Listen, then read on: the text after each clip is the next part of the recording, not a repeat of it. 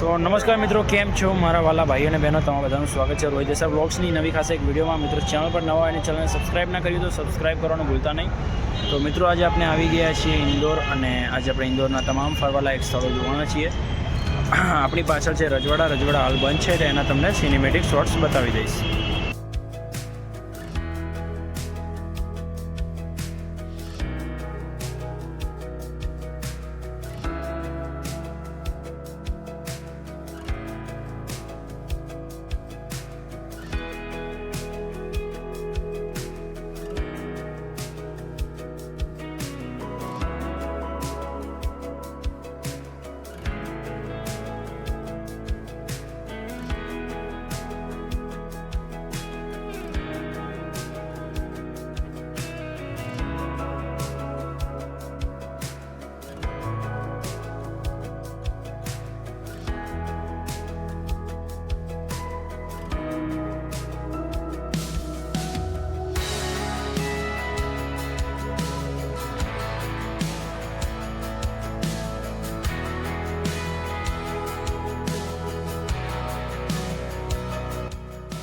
તો મિત્રો આપણી પાછળ આ બધી વસ્તુનો ઇતિહાસ લખેલો છે, અહીંયાના રાજવંશ અને યુદ્ધોનો.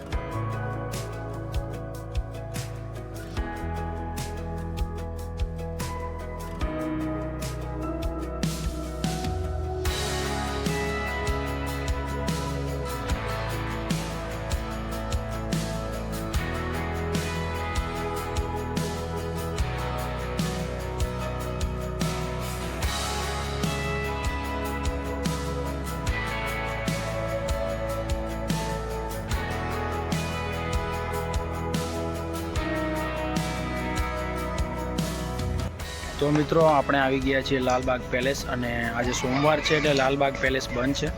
તો મિત્રો તમને હું બહારથી બતાવી દઉં કેવું લાગી રહ્યું છે.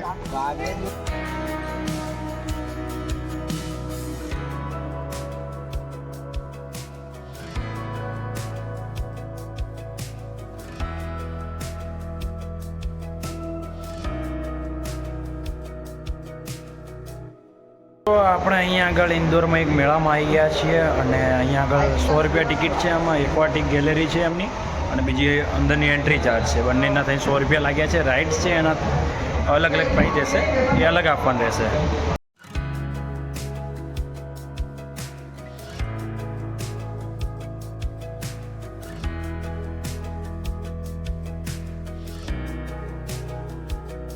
અને મિત્રો આપણે ટનલની અંદર છીએ. ટનલની ઉપર બધી માછલીઓ છે, તમે જોઈ શકો છો. ટનલ છે, ટનલની અંદર છીએ આપણે. એકદમ બકવાસ ક્વોલિટીની જગ્યા છે, એટલી કોઈ હાઈ ક્લાસ નથી. પછી મિત્રો અંદરનું માર્કેટ એરિયા છે.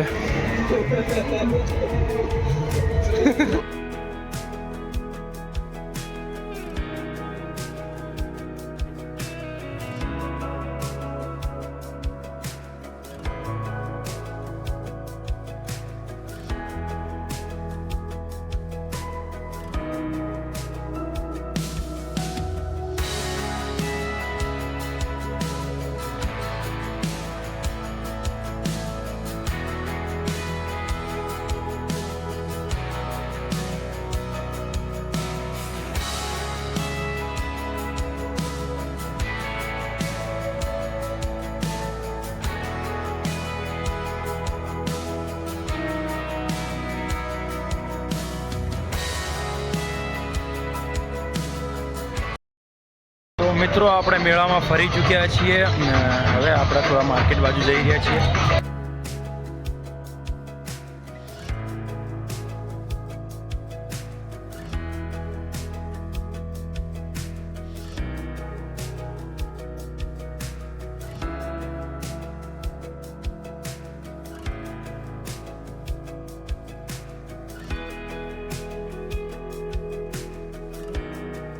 તો મિત્રો આજે આપણે ઇન્દોર ફરી ચૂક્યા છીએ અને હાલ તરત હોટલે આવ્યા છીએ.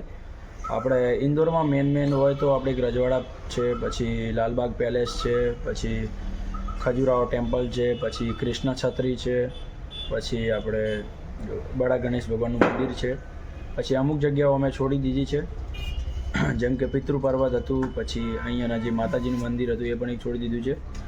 તો મિત્રો હવે આપણે ટોટલ ઇન્દોરના બજેટની વાત કરીએ તો હોટલ તમને 1000થી લઈને 1200 આસપાસ મળી રહેશે.